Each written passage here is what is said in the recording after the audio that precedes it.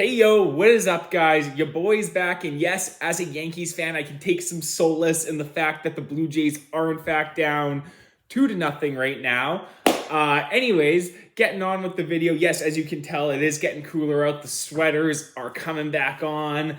Yeah, fall is definitely in the air. So today we are talking about Unforgiven 2002, and this was actually one of the better B pay-per-views I thought of 2002. I thought this is definitely one of the better ones. Definitely better than No Way Out. Probably better than Backlash. Probably better than... Yeah, this is probably the best one I've seen.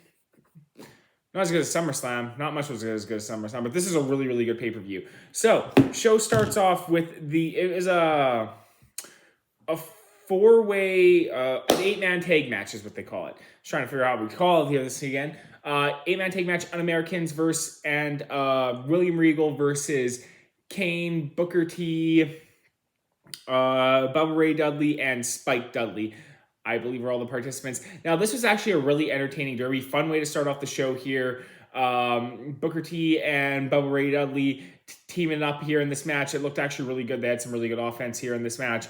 And yeah, Test on the other side, he kind of was the standout, I felt, of the un-American side of things. There wasn't a very long match. Definitely, these matches, it's hard to explain a lot that goes on in them because there's so many people in it. There's so much going on. But yeah, Test, he very much carried things from his side with just the overall power.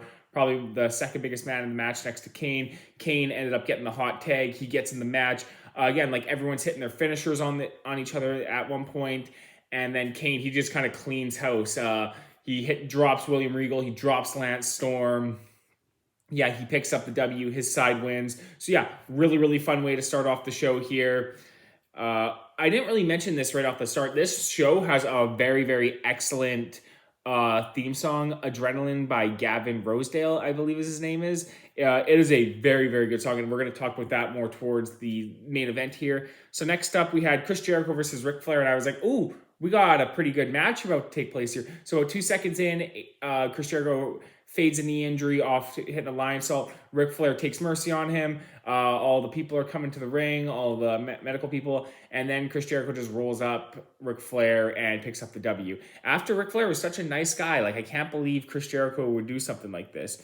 Yeah, probably pretty weak stuff here. Next up, we had epic clash between Edge and Eddie Guerrero. I thought this was a very, very good match, guys. Really good stuff here from both guys. Eddie had some really, really unique offense here, working over Edge's neck. I believe this is the feud where Edge actually injures his neck. So it's very funny that Eddie is working over his neck in this. Sorry. Eddie was working over his neck in this, especially with some really unique offense. The way he was I can't even describe what some of these submission holds were, but that's how really unique they were. So then, yeah, Edge, he's kind of just battling through all of Eddie's submissions. He kind of gets out of it. He hits a really nice face plant on Eddie. He hits like a 3-move trifecta. Then he's going for the spear. Eddie leapfrogs, but Edge stops himself at the ropes and comes back in. So that was a really, really cool little sequence here. Eddie goes for a flying leg scissor. Edge counters into a powerbomb. That was really cool. So yeah, this is a very, very competitive match. Both guys in epic shape here. And then finally, this is, I can't remember, the end of this match. So I believe the turnbuckle is taken off. Edge goes into it, but then Eddie's at the top rope.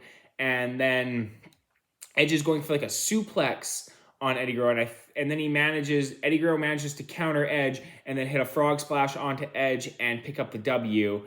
And yeah, so Eddie actually beats Edge here. A prime Edge is beaten by a prime Eddie Guerrero. Now, Eddie Guerrero, this is in 2002. Eddie Guerrero, he has some bigger things ahead of him. You know what we talking about here in 2004? Ooh.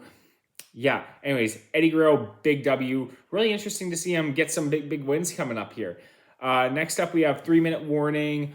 Rosie and Jamal with Rico versus Billy and Chuck. We are big Billy and Chuck fans over on this channel, boys. We are big Billy and Chuck fans. We don't disrespect Billy and Chuck. They are a boys over here. Anyways, so the stipulation, this is a ghetto stipulation I won't say what it is but you guys who watched at the time, there's a little bit HLA of Stephanie McMahon here, or Eric Bischoff was going to have to kiss Stephanie McMahon's bootay. So, yeah. who was it? Was it Rosie or was it Jamal? I think it was Rosie. He's like 400 pounds and he goes up to the ropes and he goes for a moonsault. Like that was crazy to see. Just some of the athletics of the early 2000s here and just how big and the size of everyone here. Much different. Billy Gunn hit like a crazy famouser. He like countered, went for the famouser, hit it. That was really, really cool. And then who got involved? Rico got involved in this match, and then who was it? Was it Jamal, who's might be Umaga? I don't know. I haven't looked into that yet. He manages to hit a Samoan drop, and that pins, I believe, Billy Gunn. Yeah, Billy Gunn took the pin here. And yeah, so HLA later on. My friend, I was telling him about this, and he remembered it, and I messed it up, and then he goes, "Oh yeah." Like man, Eric Bischoff was a crazy man back in the day. Next up, World Heavyweight title match. Triple H, who had just brought back Big Gold, had just made its arrival here in WWE after the brand split. And he's against Rob Van Dam here. Triple H was awarded the World Heavyweight title. Very mysterious to just give someone a world title like that. I don't know. I don't think he earned it. That's just my opinion. Yeah, so this match here, it was a decent derby. It was all right.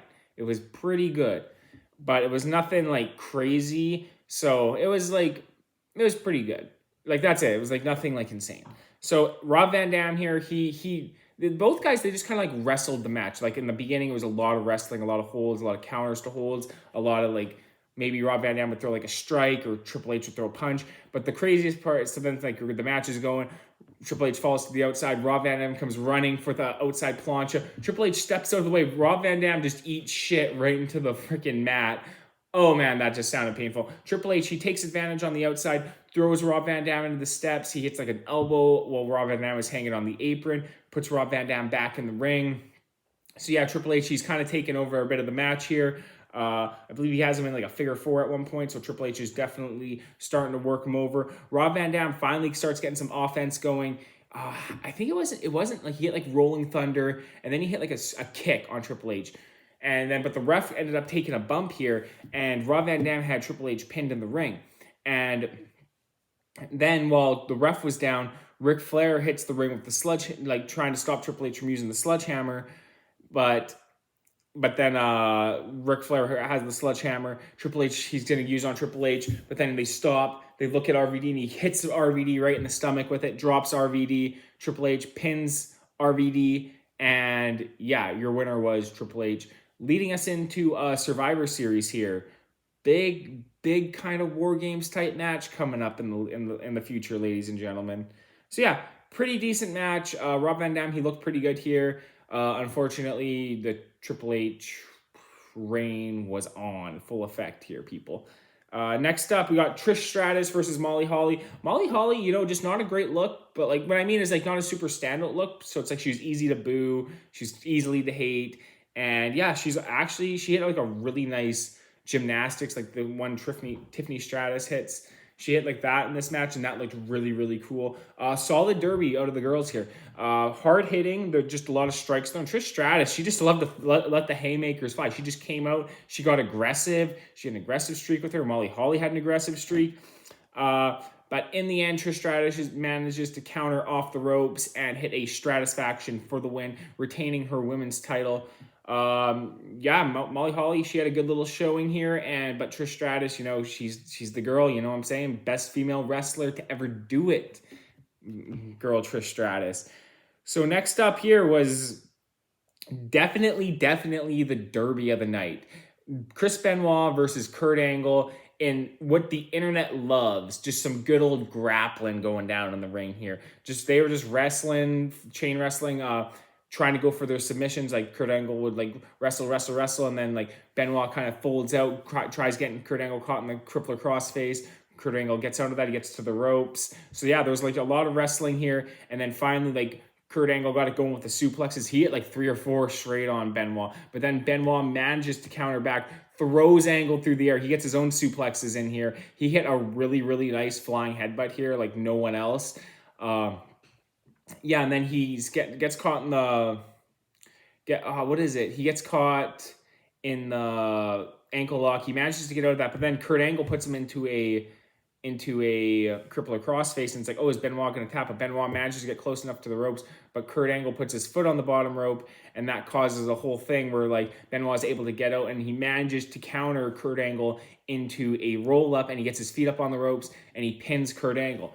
This match here was a great match. This match here was excellent stuff. Really just nose freaking grinding way here. Like you're in it. Like your face in the match. You're having no choice but to just fight on.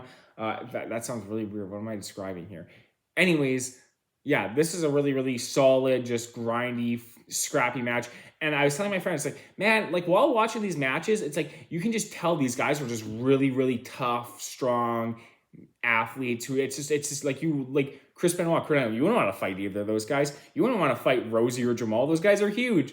Even Billy Gunn and Chucky Palumbo, those guys are jacked. It's like most of these guys are well over 200 pounds. You wouldn't want to fight any of these guys. Even whatever you want to say about pro wrestling, these guys are really in shape people, and they're jacked and they're strong. And you can just see it here. Like this match here, just like anytime people scoff at wrestling, it's like you watch stuff like this and you go, yeah, like, no, these guys are legit pretty tough dudes. Just be able to go in there and pull that off, some of this stuff off, it's like, damn.